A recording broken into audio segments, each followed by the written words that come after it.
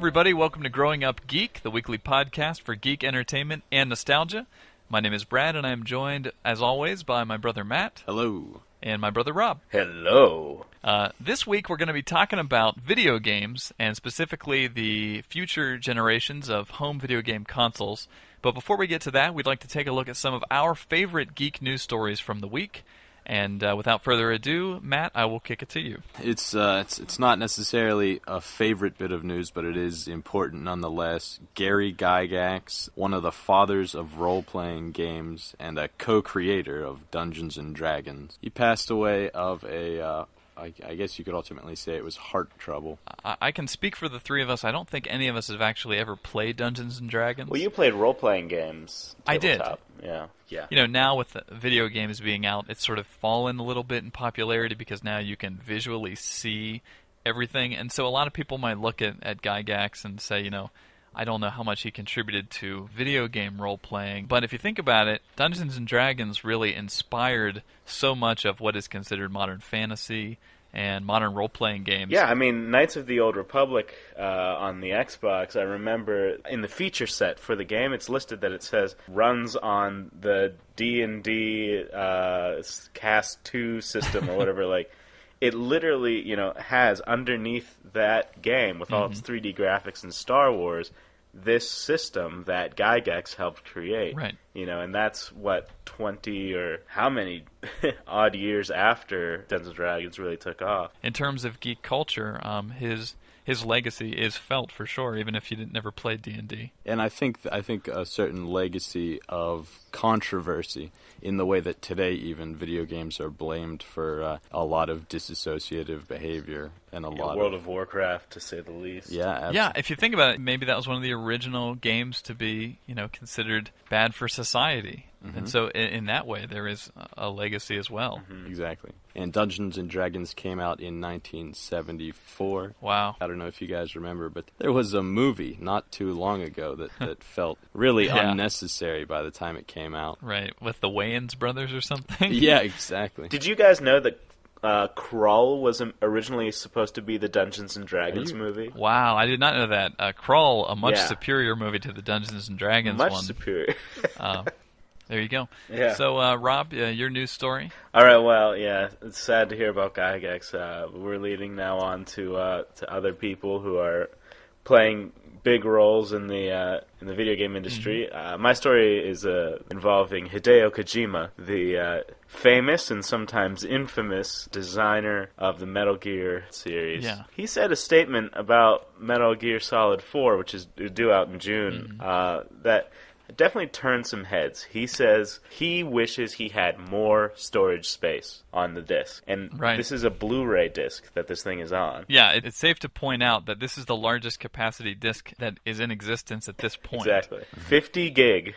And he wishes he had more space. He wishes he had more. Now, granted, he says that the reason why is, like, he would have liked to have had both the English and the Japanese vocal tracks.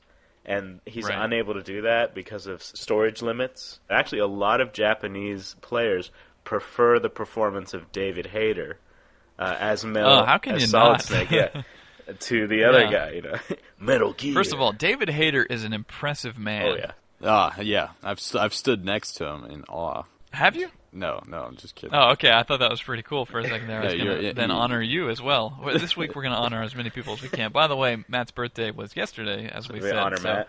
Happy birthday to him. Yeah. But yeah, just in terms of, we honored Gary Gygax. I want to take a moment to honor this guy because he has an amazing voice. He actually looks pretty. Okay, this is going to get into a weird area, but he's an amazing he's man, an impressive man. Yeah. I like him as a lover, as a screenwriter, as a game character. He's my best excuse friend. Me, Well, let's stop the podcast for a second. No, but the guy, he wrote the X-Men film. The good X-Men film. And he has that amazing voice, and from what I've seen, he seems like a nice guy. So don't hate on Hater. Love for the Hater. 2008er. Okay. Yeah. Ouch. Okay, sorry. so moving on, I want to throw out a story here, which I was interested in as a designer, which I think this is just a cool small story that probably didn't get a lot of attention, but a college student named Ben Morrow, as part of his architecture course in college, he created some art in the style of the game Bioshock. As a result, a website called Ripton published his images online, and basically what it is it's kind of fan-made Bioshock 2 concept art. It caught the attention of 2K Games, who actually created Bioshock. They said that they really loved the post, and they wanted to track the artist down. So Ripton connected the artist with 2K Games, and they're in communication now. I thought that was just super cool. Well, I love good concept artists, and you can tell this guy knows what he's doing. I have a book of Half-Life 2 concept artwork. Oh, yeah, and, yeah, that stuff is just so awesome to look at. And, upon looking at this guy's stuff, I could tell it was of the same caliber and quality, for sure.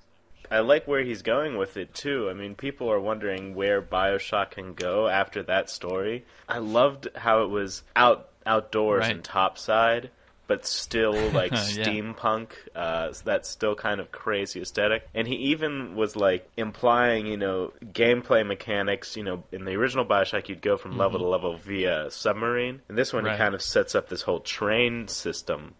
And that picture with the Big Daddy standing in front of the sperm whale. That's the shot to see, by the way. If you're going to take a look at this, check out Absolutely. that. Is it possible we can put a link up on our site? Yeah, we could throw a link up. Okay, go check it out. Link it up. It's interesting how I've kind of changed my mind on the the power of the original creator versus the fans. I got to say, some fan fiction I think almost exceeds the original. And so kudos to Mr. Ben Morrow. We honor you, Ben Morrow. Is there anybody else that we would like to honor this episode? Gendy Tarkovsky's done incredible things with Star Wars versus what Lucas has done lately, though this comment can be edited out. Actually, just because he said that, I'm keeping it all the way in. All right. So that is some of our favorite geek news stories this week, and at this point, we're going to turn to the world of video games. And we're going to discuss the next generation of game consoles.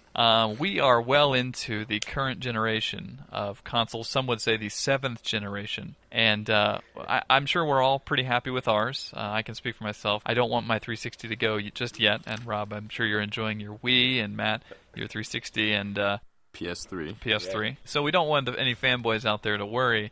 We're not doomsaying the current consoles, but if history tells us anything, we are looking at approximately a 2009 or a 2010 launch for the next boxes to hit the market. But just for fun, we thought that we would pose a hypothetical. If Microsoft were to call you in, or Nintendo were to call you in tomorrow and ask you for what features you'd be looking for in their next consoles, and Matt, we'll start with you this time. I think about the way that we interact with it, and I do know that Sony, they own a patent or two for controlling or interacting with the game using brainwaves alone. And they're also working on transmitting a video and audio signal directly into a person's brain, basically transmitting all 5 senses. Yikes. And thus placing you in a virtual reality without you having to strap on a suit or a set of goggles. So I don't know. I want another 2 buttons on my controller? Not really. I don't know.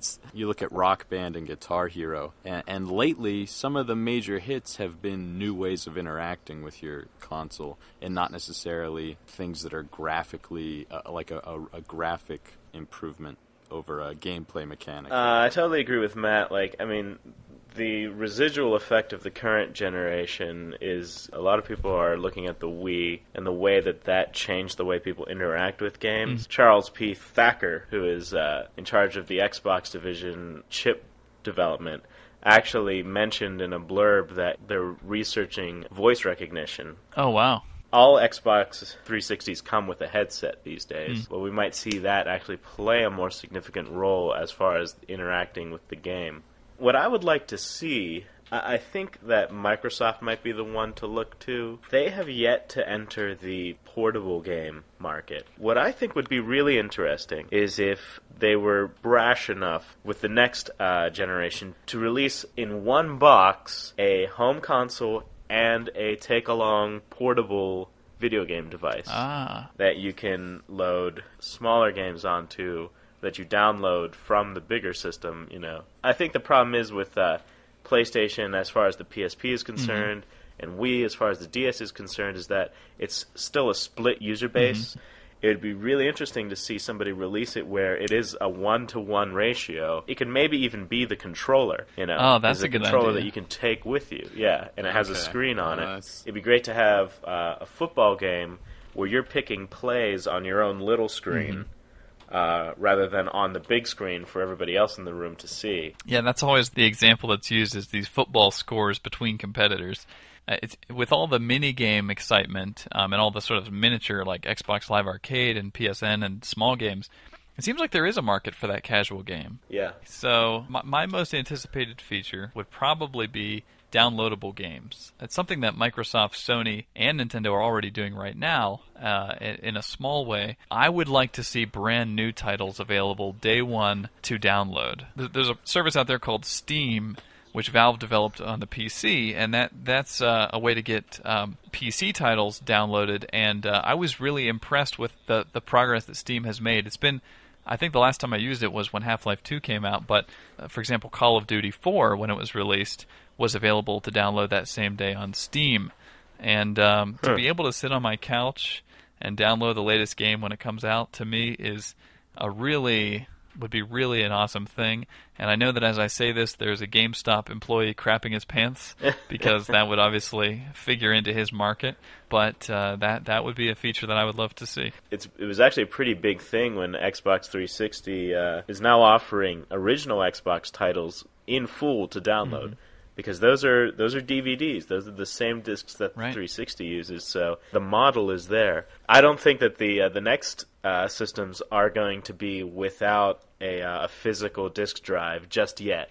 Phil Harrison actually, back when they were promoting PlayStation 3, actually had this kind of funny quote where he's like, "Oh, it'd be amazing if the PlayStation 4 actually had a physical disc drive," but with the way bandwidth is and stuff, I think people would still be interested in, physically buying the disc at the GameStop down the road. I don't think the video game retailer has anything more to worry about than the music retailer and the comic book retailer. Now that Marvel Comics is beginning to sell whole volumes of comics to view online through subscription, digital distribution for all kinds of media is on its way, but it doesn't necessarily mean that it'll replace the retailer. This whole discussion actually, when I called Rob to talk about the show, he mentioned that he had been thinking a lot about this subject of the next console. Rob, why don't you share? You had a question that you wanted to pose to us concerning the next generation. Well, it was kind of just a fun way to talk about the next generation, but one thing I was wondering was, what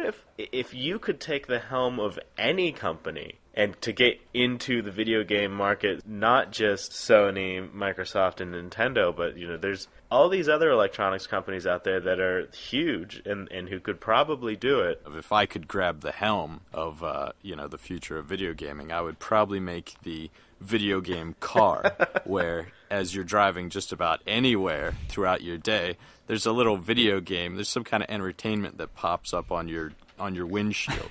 So maybe you're driving down the highway and there's like tanks and fighter planes coming at you. And if you're going through the woods, then there's like virtual deers to dodge and like. Wait, when are you driving through the woods in your car? You would in the video game car. When you're driving. Well, with the video game on, you could be driving through the woods in your car, even if you're in a parking lot. I know Mom's cringing right now somewhere, and she's not even listening to the show. No, that's absolutely the future of gaming, is constantly gaming everywhere we're going. They actually had a video game urinal one time. Like, I remember there's this screen on the back side of a urinal, and it would display images, and you could shoot them. That would be awesome, exactly. Now, if It toilet literally bowl, exists, is what I'm saying. That's where we really need to get before we go another generation. Fred, do you have, if you could seize control of a game manufacturer, is there any particular one you would? I'm going to have to pick up the pieces of my shattered mind after that, but I think that a company that I think everybody would really like to see at least try their hand at gaming, who has not, is Apple. People mostly know Apple as a niche computer company, but they are never thought of in the same breath as gaming. And I think that as Apple has taken over the music market and it has sought to take over some of the movies market, I think that they look at that gaming market, and I bet you that somewhere they are developing ideas for a game console. I bet you that Apple could come up with the perfect controller, even surpassing probably Nintendo, if they really put their mind to it. So I would like to see Apple have a go at it. I agree, yeah. Apple's not nearly as big as Sony, but like Sony, they have entertainment properties. Sony owns a movie company and a record label. And there's one other company that it occurs to me is kind of spread out like that, and it's Virgin. Right. They own Virgin Airlines, Virgin Records, Virgin Galactic, even Virgin Comics. So I could see Sir Richard Branson deciding that he wants to place something underneath our television. Right. I could see that too. Something. There you go. How about you, Rob? What company were you thinking of? For nostalgia's sake, I would actually almost like to see Sega or Atari try again. Yeah. But for the sake of the question, I wonder what Google would do. Oh if my they gosh. decided to go video games. That's. I thought about that too. Did you? That's an interesting one. I would think that Google would probably do something along the lines of, okay, you get this relatively inexpensive, maybe like $50 box that you put under your TV, and you just have games beamed in, and maybe like they would have it on like some sort of subscription basis, so like Sega TV, but not bad, Right. Oh man! Wow, Sega Channel. Yeah. And the games could even be rendered off of your system. Yeah. So Okay. that sums up our video game segment this week. But before we say goodbye, we always like to end our show on a bit of a nostalgic note. And this week, I want to reflect on toys for a little bit. Question I have for you guys is, what toys were you the most envious of that you didn't get? Dude, Power Wheels. Anytime I saw a kid with one of those, you just knew, his parents were rich. Yeah. It was a status Richard, symbol. That's why I did wanted you go one. key this kid's Power Wheel? Steal the rims off of it. How about the I don't know if you remember the swing set that actually had a Star Wars speeder bike on it that you would sit on. No. That didn't exist. That was in our heads. No, I swear I saw the catalog. Really? Or I made it. I thought we in were your just mind. talking about how cool that would be. Okay, I'm almost positive. I have to look it up. Yeah. Well, speaking of the ones we're not sure existed, I always wanted a full-size carbonite chamber to get frozen in like Han Solo. But it occurs to me now that like, what would be the point of getting like how much You have playtime straws is there? to put in your nostrils to breathe out of or something. Yeah, it's like, get in, okay, you're frozen in carbonite, stay here for 10 minutes while the rest of us play out the scene. I must say that Star Wars nerds are hot for the carbonite, man. There is so many. There are, and I'm hot for deep freeze. we had a friend who had one of those Play School dinosaurs, and for some reason I was into the really wimpy dinosaurs like Lambosaurus and Struthiomimus and like the You like the the egg gangly eaters. ones, yeah. Yeah, the egg eater and the The duckbill, ones- apparently. yeah. The ones that... You like to relate. Yeah, apparently I related. But as I was looking at my friend Ryan's Lambosaurus, I had the strong inclination to steal it. Sorry, Mom, if you're listening. I can remember having those underwear with Transformers on them. Oh. And that commercial advertised that when you put the underwear on, you became a Transformer. Right, now that technology has still yet to be Oh, developed. yeah, that's the future of gaming right there.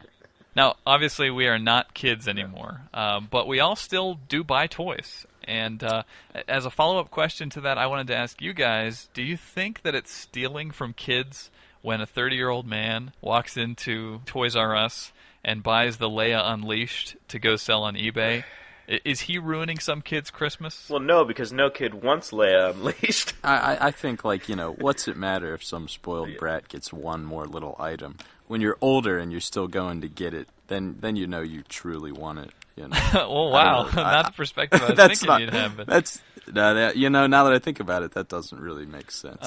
Well, Rob, will you stand up for the children? I will stand up for the children because I waited in line for the Xbox 360, and You're not a child when you got the 360. no, but it was around Christmas time. People were getting it for Christmas, for their kids, but there were these jerks in the line who are just like, yeah, man, I'm going to buy them and quickly sell it on eBay. You know, you look like 3 people down, and there's those people who aren't going to be getting the system, and those people are trying to get it for kids, you know, so they can have a good, you know, Christmas and not just have to get a certificate that's like, oh, well, mommy likes you, but some guy wants to make a profit on eBay. And you know, it's just, capitalism at its finest. There you go. Capitalism, for capitalism's sake, takes the fun out of everything. Yeah. And there you go, a deep financial lesson at the end of this episode. If you've got favorite geek memories that you want to send to us, please do so. Our email address is mail@growing-up-geek.com. And if we like them, we'll read them at the end of the show, and we'll discuss some of those things that we have in common. We hope you've enjoyed it. My name is Brad. This is Matt. And I'm Rob. And we'll see you later.